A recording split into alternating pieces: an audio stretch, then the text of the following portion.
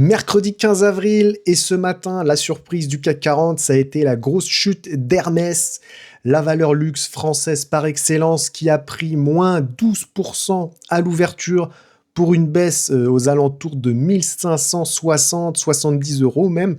Il y en a qui ont acheté à ce prix.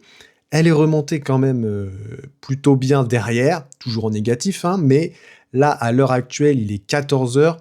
Elle est à moins 8,8%, voilà, entre moins 8 et moins 9. À voir ce que va donner l'ouverture US à 15h30.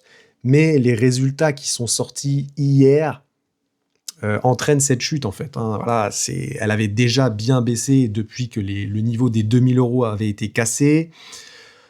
Petite stabilisation à 1900, mais ça a été très court. Et depuis un moment, voilà, elle a vraiment chuté autour des 1600 euros.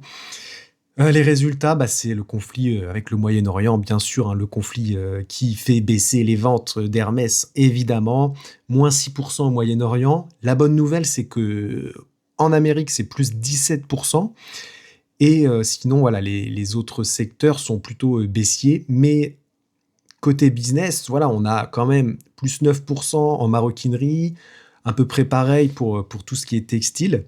En horlogerie, ça baisse un petit peu, moins 4%. Mais voilà, ça reste, je pense, une valeur très intéressante. Alors après, est-ce qu'il faut acheter sur ces niveaux de 1600 euros? Ça reste quand même assez élevé en termes de PER, de Price Earning Ratio. On est autour des 30-35 de PER.